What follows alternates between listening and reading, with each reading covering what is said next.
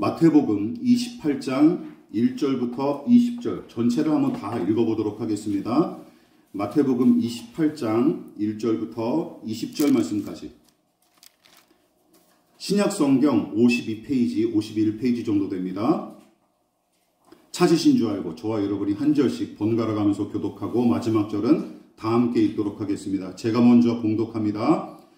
안식일이 다 지나고 안식 후 첫날이 되려는 새벽에 막달라 마리아와 다른 마리아가 무덤을 보려고 갔더니 큰 지진이 나며 주의 천사가 하늘로부터 내려와 돌을 굴려내고 그 위에 앉았는데 그 형상이 번개 같고 그 옷은 눈같이 희건을 지키던 자들이 그를 무서워하여 떨며 죽은 사람과 같이 되었더라. 천사가 여자들에게 말하여 이르되 너희는 무서워하지 말라. 십자가에 못 박히신 예수를 너희가 찾는 줄을 내가 아노라. 그가 여기 계시지 않고 그가 말씀하셨던 대로 살아나셨느니라. 와서 그가 누우셨던 곳을 보라. 또 빨리 가서 그의 제자들에게 이르되 그가 죽은 자 가운데서 살아나셨고 너희보다 먼저 갈릴리로 가시나니 거기서 너희가 배우리라 하라. 보라 내가 너희에게 일렀느니라 하거늘. 그 여자들이 무서움과 큰 기쁨으로 빨리 무덤을 떠나 제자들에게 알리려고 다름질 않세. 예수께서 그들을 만나 이르시되 평안하냐 하시거늘 여자들이 나아가 그 발을 붙잡고 경배하니 이에 예수께서 이르시되 무서워하지 말라. 가서 내 형제들에게 갈릴리로 가라 하라. 거기서 나를 보리라 하시니라. 여자들이 갈 때 경비병 중 몇이 성에 들어가 모든 된 일을 대제사장들에게 알리니 그들이 장로들과 함께 모여 의논하고 그들에게 돈을 많이 주며 이르되 너희는 말하기를 그의 제자들이 밤에 와서 우리가 잘 때에 그를 도둑질하여 갔다 하라. 만일 이 말이 총독에게 들리면 우리가 권하여 너희도 근심하지 않게 하리라 하니 군인들이 돈을 받고 가르친 대로 하였으니 이 말이 오늘날까지 유대인 가운데 두루 퍼지니라. 11제자가 갈릴리에 가서 예수께 주시하는 산에 이르러 예수를 배웠고 경배하나 아직도 의심하는 사람들이 있더라. 예수께서 나와 말씀하여 이르시되 하늘과 땅의 모든 권세를 내게 주셨으니 그러므로 너희는 가서 모든 민족을 제자로 삼아 아버지와 아들과 성령의 이름으로 세례를 베풀고 다같이 내가 너희에게 분부한 모든 것을 가르쳐 지키게 하라. 볼지어다 내가 세상 끝날까지 너희와 항상 함께 있으리라 하시니라. 아멘. 예, 말씀의 제목을 우리 다 같이 한번 읽어보시겠습니다. 자, 시작. 거기서 나를 보리라 하시니라. 거기서 나를 보리라 하시니라 라는 제목으로 하나님 말씀 전하도록 하겠습니다. 재작년인 2021년 5월 19일에 처음 시작했던 마태복음 매일 묵상이 지난달 2023년 3월 30일에 302번째 묵상을 작성하면서 마무리가 되었습니다. 그러니 제가 계산을 해보니까 28장으로 구성된 마태복음의 내용을 대략 1년 10개월 동안 묵상을 이어온 셈이고 각 장마다 거의 11개 분량의 매일 묵상을 작성한 셈입니다. 물론 날마다 성경을 묵상하고 그 내용을 정리하는 일이 추리소설처럼 술술 읽히거나 마냥 즐겁기만 하는 것은 아니었습니다. 그렇지만 하루하루 쌓은 말씀과 그 교훈으로 말미암아 상실의 고통과 슬픔을 이기고 살아갈 힘을 얻었던 것도 사실이었습니다. 게다가 예수님의 십자가 처형 과정과 부활의 이야기를 다룬 마태복음 27장과 28장에 이르러서는 감회가 남달랐는데 그 이유는 매일 묵상의 진도가 교회력과 엇비슷하게 흘러갔을 뿐만 아니라 헤아리기가 힘들 만큼 수백 번 반복해서 읽고 묵상한 이 말씀인데도 아직도 처음 만난 것처럼 새롭게 와닿는 것은 물론이고 여전히 새로운 은혜와 교훈을 공급받을 수 있다는 사실을 다시금 몸소 체험했기 때문이죠. 꾸준히 성경을 읽고 묵상하는 신자라면 또한 그 말씀을 붙들고 기도하는 습관을 지닌 신자라면 제가 무슨 이야기를 하고 어떤 심정인지 충분히 헤아리고도 남을 테죠. 그래서 오죽하면 히브리서 기자가 이런 말씀을 남겼겠습니까? 같이 읽어볼까요? 시작. 하나님의 말씀은 살아있고 힘이 있습니다. 이거 누가 체험할 수 있을까요? 성경을 읽은 사람만 체험할 수 있는 일이에요. 어쨌든 마태복음 28장은 다른 공관복음서와 마찬가지로 부활 사건을 간단 명료하게 기록한 것이 특징인데, 예수께서 예루살렘으로 들어가신 때부터 본격적으로 시작된 고난과 죽음의 이야기가 마태복음 21장부터 27장까지 무려 7장에 걸쳐서 장황하고 상세하게 기록된 것에 비하면 부활 사건은 오직 몇 장? 요 28장 한 장밖에 없습니다. 그러니까 이것만 봐도 분량의 차이가 참 어마어마하게 느껴지죠. 그뿐만이 아닙니다. 많은 신자가 부활의 아침에 기쁨과 감격과 승리로 충만했을 거로 생각하기 쉽지만, 부활이 일어난 직후의 정황에 관한 본문의 기록은 대부분 사람이 지레짐작으로 만들어낸 부활의 분위기와는 사뭇 다른 게 사실이에요. 그러니까 마태복음 본문은 예수께서 다시 살아나셨던 2000년 전 그날을 시끌벅적하게 부활절을 축하하는 오늘날 교회의 모습과는 완전히 딴판으로 묘사한 게 특징이라는 것이죠.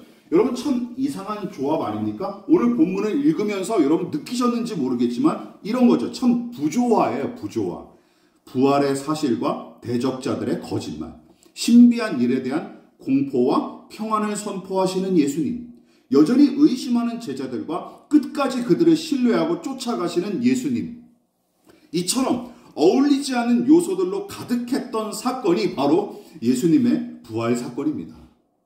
그리고 저는 지난번에 매일 묵상을 통해서 이 부조화에 관해 여러 번 묵상했었고, 그 과정을 통해 저는 두 가지 커다란 은혜를 누리고 또 교훈을 얻을 수 있었습니다. 오늘은 그 내용을 함께 나누고자 해요. 자, 첫 번째 같이 읽어볼까요? 자, 시작.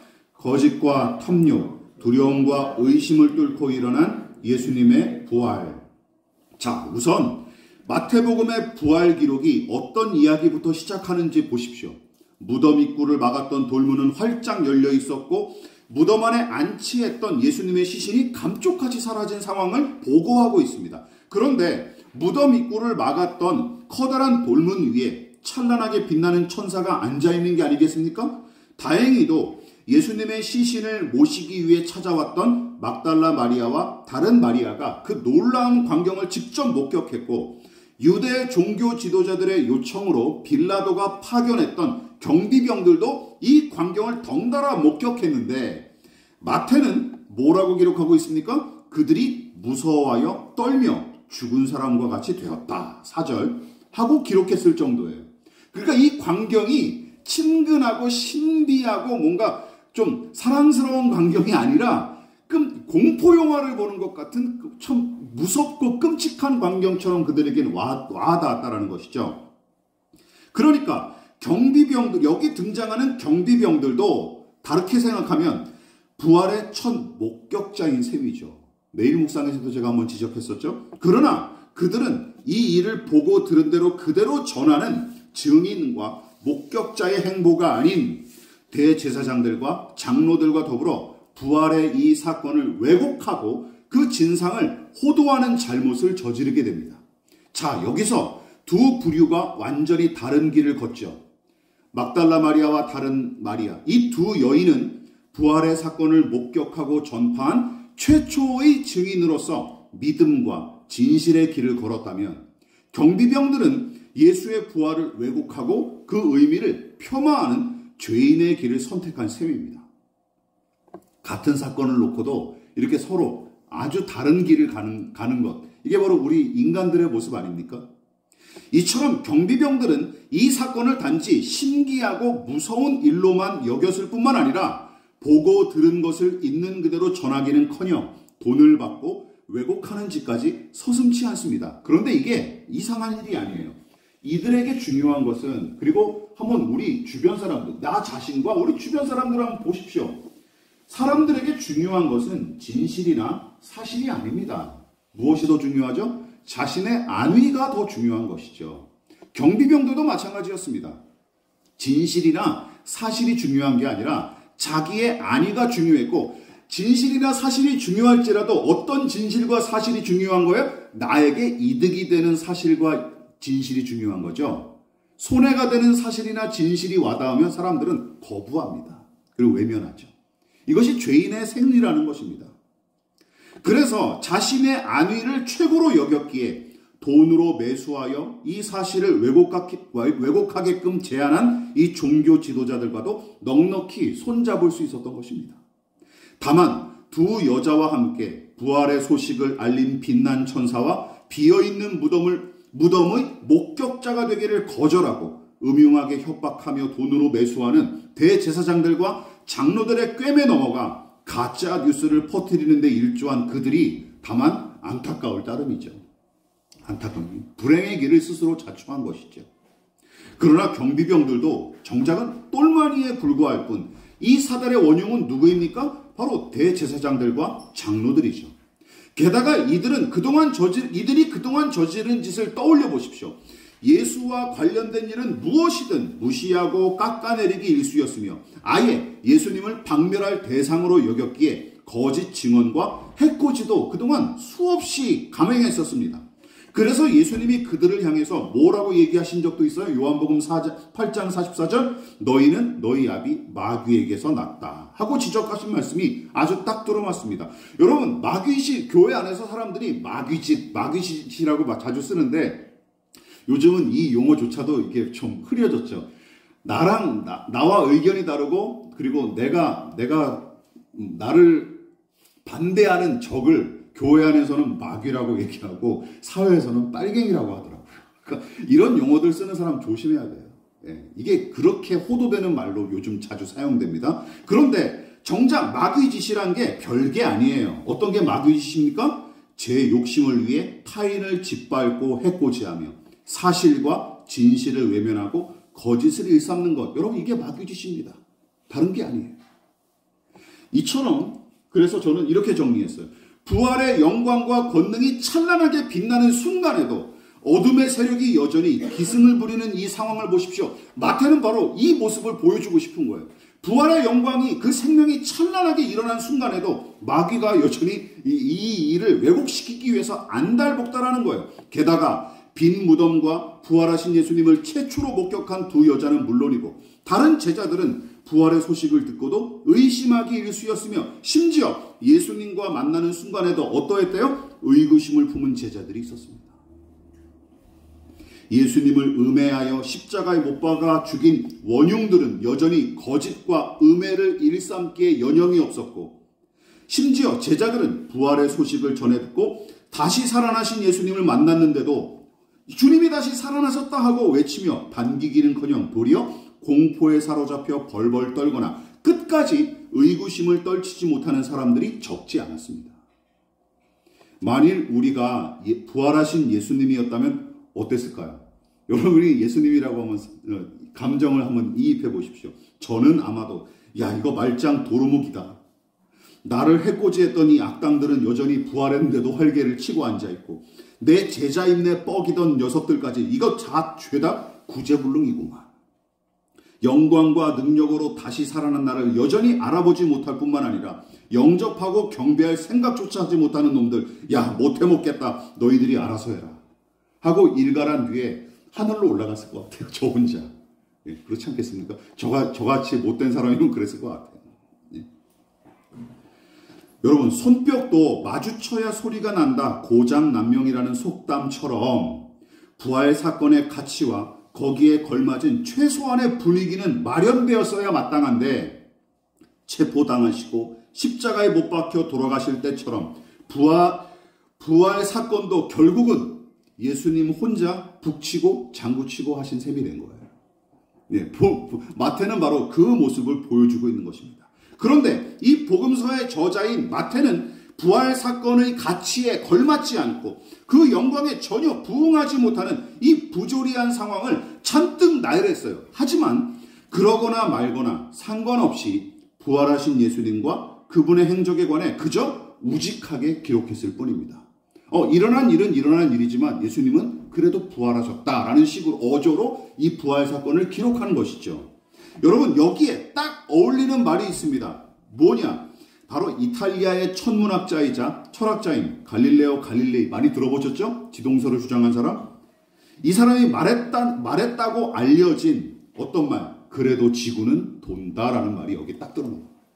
그래도 지구는 돈다. 그래도 예수님은 부활하셨다라는 말이죠.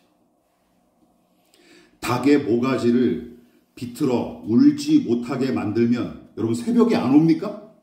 닭이 안 울면 새벽이 안 와요? 그게 아니잖아요. 새벽은 어차피 오는 거잖아요. 캄캄한 밤이 계속 이어져요? 닭이 회를 안 치고 닭이 울지 않으면 새벽이 안 오는 거예요? 그런 일은 없지 않습니까? 닭의 모가지를 비틀어도 새벽은 오기 마련입니다. 예수님의 부활도 마찬가지. 대제사장들과 장로들이 예수의 제자들이 시신을 훔쳐갔다 하며 가짜 뉴스로 사람들을 속이고 진실을 왜곡했어도 결정적인 목격자인 경비병들마저 돈으로 매수당한 채 사실과 진실을 부정하는 편에 섰을지라도 심지어 주님을 신뢰했던 제자들은 예수님을 십자가에 못 박아 죽인 사람들이 무서워서 옴짝달싹하지 못하고 다시 살아나신 예수님을 만난 자리에서조차 잔뜩 인상을 찌푸리며 의심했지만 부활하신 예수님은 아랑곳하지 않으셨습니다. 부활하신 예수님은 아랑곳하지 않으시고 당신이 하실 일을 하실 뿐이었습니다. 마치 먹구름이 온 세상을 잔뜩 뒤덮어 어둡게 할지라도 하늘에 떠있는 태양은 전혀 개의치 않고 다시 떠오르고 다시 지는 거 아니겠습니까? 예, 마찬가지예요. 예수님의 부활은 거짓말하거나 의심하는 자들로 인해 중단되거나 철회되지 않았습니다. 믿으십니까? 이것이 지금 마태가 보여주고 싶었던 거예요. 아무리 너네들이 태클을 걸어봐라. 아무리 너네들이 회방을 해봐라. 예수님의 다시 살아나신 일이 철회되거나 중단되지 않는다라는 것이죠. 당연합니다. 왜냐하면 예수님의 죽음과 부활을 작정하신 분이 하나님이시고 하나님이 작정하신 뜻은 반드시 이루어지기 때문이죠. 그래서 하나님은 다음과 같은 말씀으로 믿음의 사람들을 항상 사도들을 통해 격려하셨습니다. 사도들과 선자들을 통해. 우리 이사야서 9장 7절 시작. 만군의 여호와의 열심히 이를 이루리시리라. 데살로니가전서 5장 24절 시작. 너희를 부르시는 이는 미쁘시니 그가 또한 이루시리라. 우리가 이루는 게 아닙니다. 하나님이 하시는 일이에요. 믿으십니까? 하나님이 이루시기 때문에 완성될 수 있는 것이죠. 이 믿음이 여러분에게 있으십니까? 내 뜻이 이루어지기를 바라며 시작한 신앙생활이긴 하지만 이제는 하나님의 뜻이 내 삶에 이루어지기를 바라는 데까지 나아가셨습니까? 어떤 상황과 형편에서도 결국은 하나님의 선한 뜻이 반드시 이루어질 걸로 믿고 인내한 적이 있으십니까? 그렇다면 여러분은 거듭난 믿음의 사람이 틀림없고 아버지의 원대로 하옵소서 하고 기도하신 예수님, 십자가에 달려 죽음을 맞이하는 마지막 순간에도 아버지의 뜻대로 다 이루었다 하고 고백하신 예수님을 가장 많이 닮은 사람이 틀림없습니다. 이게 바로 예수님을 가장 많이, 하나님 마음에 합한 사람이죠. 여러분 기억하십시오. 하나님이 작정하신 부활의 사건은 아무도 막을 수 없고 누구도 회방하지 못했습니다. 심지어 악한 마귀는 수단과 방법을 다 동원하여 부활하신 예수께 태클을 시도했으나 오히려 예수님은 태클을 거는 마귀와 그 졸개들의 발목을 밟아 분질러 버리시죠. 이게 부활 사건의 의미입니다. 하나님이 반드시 이루신다. 하나님의 뜻이 이긴다. 여러분 이 말씀이 예수님의 십자가 죽음과 부활을 통해서도 가장 뚜렷하게 나타나고 온전히 이루어진 것처럼 우리를 향한 하나님의 선하신 뜻도 반드시 이루어지리라 믿고 인내하는 저와 여러분 되시기를 진심으로 부탁을 드리겠습니다. 또 한 가지가 남았습니다. 또 한 가지는 더 무엇일까요? 같이 읽어볼까요? 시작. 부활의 주를 만난 사람들, 부활의 주께서 찾아가신 사람들. 부활의 아침이 영광과 승리와 사랑과 평화의 분위기로 가득하고 제자들은 죄다 믿음과 성령으로 충만했을 거로 생각하신다면 이거 빨리 버리시기 바랍니다. 성경을 있는 그대로 읽으셔야 돼요. 앞서 언급했다시피 빛난 천사와 시신이 사라진 빈 무덤을 목격한 경비병들은 물론이고 대제사장들과 백성의 장로들은 변함없이 음흉하고 사악한 일을 도모하기에 여념이 없었으며 두 여자를 통해 부활의 사실을 전해 듣고 다시 살아나신 예수님을 직접 만나 경배하는 와중에도 이 일을 여전히 믿었지 않아하며 의구심을 떨치지 못한 제자들도 있었습니다. 그래서 오늘 우리가 읽었던 마태복음은 기록하지 않았지만 마가복음에서는 오죽하면 예수께서 제자들을 꾸짖는 장면까지 기록했을까요? 마가복음이 잘 보여줍니다. 같이 읽어볼까요? 자, 시작. 그 후에 예수께서 그들에게 나타나사 그들의 믿음 없는 것과 마음이 완악한 것을 꾸짖으시니 이는 자기가 살아나는 것을 본 자들의 말을 믿지 아니함일로라. 화를 내실만 하죠. 안 내실 수 있습니까? 안 내실 수 있습니까? 화를 내실만 하죠.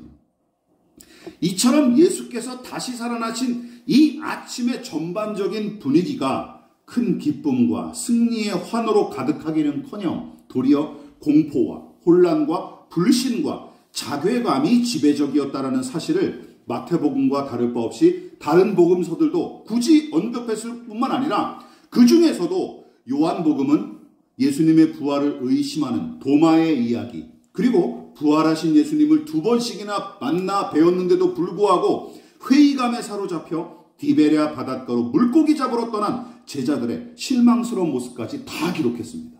요한복음이 아주 그걸 상세하게 기록했죠.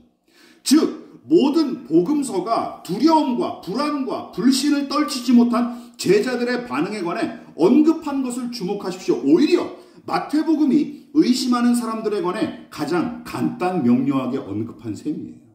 마태복음이 그 분량이 가장 작고 그냥 지나쳤습니다. 여러분, 이것이 무엇을 의미할까요? 자, 먼저 반대로 생각해 보십시다. 여러분에게 만일 지금 이 시간 누군가 야, 죽은 사람이 다시 살아났다 하고 외쳐대거나 혹은 내가 죽었다가 다시 살아난 사람이다 라고 누군가 주장한다면 여러분은 그러시군요, 제가 믿겠습니다 하고 아무 거리낌 없이 받아들이겠습니까? 그러실 수 있겠어요? 말도 안 되죠. 말도 안 되죠. 그나마 제자들은 죽임당하시고 다시 살아나실 일에 관해 진즉부터 가르침을 받았으니 망정이지 상식을 가진 보통 사람이라면 부활 사건을 아무 의심 없이 받아들였을 리가 없습니다. 제자들도 마찬가지죠. 부활하신 예수님을 만난 제자들은 비록 약한 믿음이나마 있었지만 그들조차도 주의 부활을 온전히 믿지 못했고 주께서 친히 찾아오셨는데도 대면대면하기 일쑤였습니다. 그래서 사복음서는 제자들의 약한 믿음과 의심하는 태도를 비판하고 폭로하는 것일까요? 아닙니다. 그거보다 더 중요한 이유가 있어요. 제자들의 의심과 회의와 두려움을 기록한 이유가 무엇입니까? 이것 때문이에요. 오히려 제자들의 의심과 불안과 공포와 회의마저 헤아리시고 넉넉히 용납하시는 예수님을 보여주고 있는 겁니다. 그리고 그분이 우리의 의심과 불안과 공포와 회의도 얼마든지 이해하고 받아주실 것임을 말해주는 것입니다. 그뿐만이 아니라 그것이야말로 지극히 인간다운 반응이자 자연스러운 현상임을 성경이 오히려 우리에게 알려주고 있는 거예요. 믿으십니까? 우리가 육신의 몸을 입고 살 동안 우리 독서 모임 하는 멤버들과도 나눴듯이 100% 확신이라는 저는 실존적으로 있을 수 없다고 생각합니다. 100% 확신한다? 저는 그 광신이 아닌 이상은 불가능하다고 생각합니다. 여러분 기억하십시오. 다시 말해 마태가 두려워하며 의심하는 제자들의 모습을 굳이 언급한 까닭은 단지 비판하고 정죄하기 위해서가 아니라 제자들의 여전한 모습에도 아랑곳하지 않으시고 또다시 그들을 찾아가시는 예수님의 사랑과 자비를 주목하게끔 기록한 것이죠. 따라서 의심과 불안과 공포와 회의 등을 무조건 악한 것, 부정한 것으로 규정하고 거세를 시도하는 신앙은 여러분 오히려 성경이 가르치고 요구하는 신앙과 거리가 먼 불온하고 불건전한 사상임을 명심하십시오. 그리고 그런 거를 강요하는 목회자나 사역자가 있자면 멀리 떠나십시오. 예, 인간의 현실을 잘 모르는 사람이 틀림없습니다. 그리고 성경이 가르치지 않은 거예요. 무엇보다 제가 더 주목한 것은 본문에 등장하는 인물들이 부활하신 예수님을 중심으로 두 부류로 나눈 사실을 주목하십시오. 한 부류는 바로 대제사장들과 백성의 장로들 그리고 그들의 똘마니로 전락한 경비병들입니다. 그럼 나머지 다른 부류는 누굽니까? 당연히 두 여인과 다른 제자들이죠. 자, 그렇다면 여기서 문제, 두 부류의 차이점은 무엇일까요? 간단합니다. 후자가 부활하신 예수님이 찾으시고 만난 사람들이라면 전자에 속한 사람들은 부활하신 예수님을 한 번도 만나지 못했을 뿐만 아니라 예수님도 그들 앞에 나타나신 적이 없고 찾아가시지도 않은 작자들입니다. 이게 그 두 부류의 차이점이죠. 의미심장한 이야기 전개입니다. 여러분, 그렇다면 예수께서 모든 사람 앞에 부활의 영광을 다 나타내지 않으시고 오직 제자들과만 만나시고 그들 앞에만 나타나신 이유는 무엇일까요? 예, 그렇습니다. 믿음이 있느냐 없느냐가 관건이에요. 믿음이 있느냐 없느냐. 당신을 사랑하고 의지하는 믿음이 있는 자들한테는 부활의 영광을 나타내셨으나 당신을 신뢰하기는커녕 음해하고 해코지한 자들한테는 부활의 그림자조차 내비치지 않으셨습니다. 이게 얼마나 의미심장한 일입니까? 여러분, 그러나 제자들을 생각해 보십시오. 우리는 지금까지 제자들의 못난 모습을 계속 이야기해 왔어요. 믿음이 있다 손 치더라도 의심과 불안에 사로잡힌 제자들의 상태는 그야말로 부활하신 예수님과 그분의 사역에 아예 도움이 되지 않는 처지였습니다. 그런데도 예수님은 그들을 찾아가시고 친히 만나주시죠. 여러분, 이 부분에서 우리는 감격해야 마땅합니다. 얼마나 놀라운 은혜입니까? 앞서 언급했다시피 부활하신 예수님은 두려워하고 의심하는 제자들을 꾸짖기는 하셨지만 그것을 트집잡아 제자들을 못 본 채 하시거나 버리지 않으십니다. 버리지 않으시죠. 오히려 제자들의 흠과 허물을 다 아시면서도 그들에게 부활의 영광을 기꺼이 나타내십니다. 여러분, 믿음이 연약한 우리 같은 사람한테는 이것이야말로 복음, 기쁜 소식이 아니겠습니까? 그러니까 부활하신 예수님은 우리에게 그리고 제자들에게 이렇게 말씀하신 셈이에요. 제가 예수님의 심정이 돼서 한번 상상력을 발휘해서 이렇게 한번 적어봤습니다. 너희들 불안하고 무섭냐? 혹은 나와 내 말을 의심하느냐? 염려하지 마라. 괜찮다. 그래도 나는 너희를 사랑하고 너희와 더불어 일할 것이다. 또한 아버지께서 은혜를 주신 믿음이 너희에게 있고 성령께서 너희와 함께 하실 테니 언젠가는 너희가 나의 죽음과 부활을 확신하고 더 담대한 믿음의 사람으로 서게 될 것이다. 라고 말씀하신 거예요. 그러나 권력 유지와 제 안위를 도모하기에 급급했던 대제사장들과 장로들 그리고 경비병들은 부활에 아무 관심이 없었을 뿐더러 부활하신 예수님도 그들이 얽히고 설킨 곳에 찾아가지 않으십니다. 어떤 곳에 하나님이 함께하지 않으세요? 거짓과 탐욕이 난무하는 곳에 하나님의 은혜가 미치지 않습니다. 다시 말해 죄인의 더러운 탐욕이 들끓는 곳, 거짓과 위선이 판치는 곳은 부활의 영광과 은혜를 허락하지 않으십니다. 믿으십니까? 이것이 바로 마태복음 28장이 아주 선명하게 보여주는 것이죠. 인간의 죄악과 불의가 더럽고 무서워서 못 가신 것이 아닙니다. 탐욕과 교만과 거짓의 어둠을 대적하고 이미 심판하신 것이죠. 이미 심판하신 거예요. 그러나 그들도 여러분 중요한 게 있어요. 그리고 이 악당들, 이 죄인들도 언젠가는 살아계신 예수님을 두 눈으로 똑똑히 목격할 때가 올 텐데 바로 마지막 심판날에 사자처럼 임하실 예수님을 보게 되고야 말 것입니다. 요한계시록 1장 7절을 같이 마지막으로 읽어볼까요? 시작! 볼지어다 그가 구름을 타고 오시리라. 각 사람의 눈이 그를 보겠고 그를 찌른 자들도 볼 것이요 땅에 있는 모든 족속이 그로 말미암아 애곡하리니 그러하리라. 아멘. 사도 요한은 모든 사람 심지어 그분을 찌르고 대적한 자들까지 심판을 위해 다시 오실 예수님을 보게 될 거로 경고합니다. 누구나 이거는 예외가 없어요. 첫 부활의 영광을 본 사람들은 소수에 불과하지만 다시 오실 재림의 때에 심판주로 오실 예수님은 누구나 보게 될 것이라는 것이죠. 두려우면서도 신자들에게는 큰 위로와 소망을 주는 말씀입니다. 설교를 마무리하도록 하겠습니다. 기억하십시오. 예수님은 힘없는 어린 양처럼 십자가에 못 박혀 돌아가시고 다시 살아나신 이후에도 봄에 핀 새싹처럼 오직 믿는 자들 가운데 부활의 영광과 생명을 피우셨을 뿐이지만 다시 오셔서 심판하실 때는 온 우주와 만물과 만민 앞에 당신의 영광을 드러내실 것입니다. 믿으십니까? 이것이 우리의 믿음이에요. 다시 오셔서 심판하실 때는 온 우주와 만물과 만민 앞에 당신의 영광을 드러내실 거예요. 무엇보다 부활하신 예수님은 지금도 우리 믿는 자들과 함께 하시고 말씀과 기도를 통해 우리에게 당신의 뜻을 계시하고 계시며 우리의 약함과 부족함에도 불구하고 당신의 뜻을 성취하는 일꾼으로 지금도 우리를 부르시고 사용하고 계십니다. 그리고 2000년 전 대제사장들과 장로들, 경비병들이 다시 사신 예수님을 부정하고 이 사건을 폄하하기 위해 발악했고 오늘날도 예수 그리스도의 부활을 평가절하하고 신기한 동화처럼 취급하기 일쑤지만 여러분 기억하십시오. 하나님은 아랑곳하지 않으시고 작정하신 대로 당신의 아들을 사망에서 일으키셨듯이 지금도 여전히 십자가에 달려 돌아가시고 다시 살아나신 예수의 생명과 능력을 의지하는 믿음의 사람들을 통해 당신이 작정하고 계획하신 바는 한치의 오차도 없이 하나하나 이루시고 이미 성취하십니다. 믿으십니까?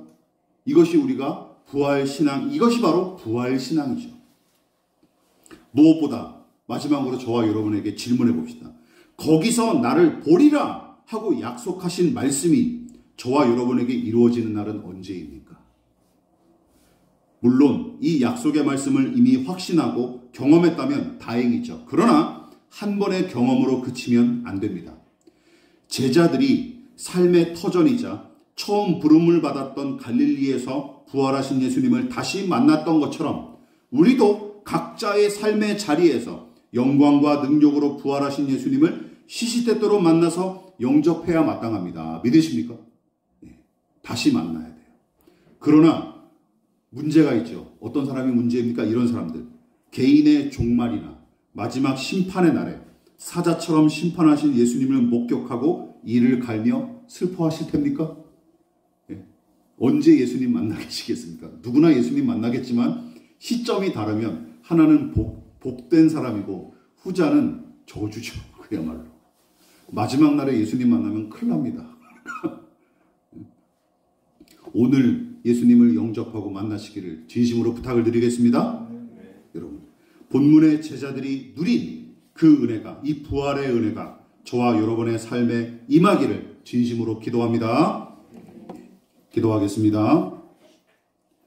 지금은 우리를 위하여 십자가에 몸버리어 피 흘려 돌아가신 예수 그리스도의 한량없으신 은혜와 하나님 아버지의 지극하신 사랑하심과 성령 하나님의 영원한 사귐이 세상 그 무엇도 막을 수 없는 하나님의 작정하신 뜻이 예수 그리스도를 사망 권세를 이기시고 다시 살게 하신 그 부활의 능력으로 지금도 여전히 우리와 함께 우리에게 은혜를 베풀어 주시는 하나님의 손길을 기대하여 겸손히 머리 숙인 사랑하는 성도들의 머리 위에 저들의 가정과 직장과 사업장과 학업과 장래 가운데 이 나라의 민족과 한국교회와 저 북녘의 동포들과 세계와 열방 가운데 지금부터 영원히 함께 하시기를 간절히 축원하옵나이다.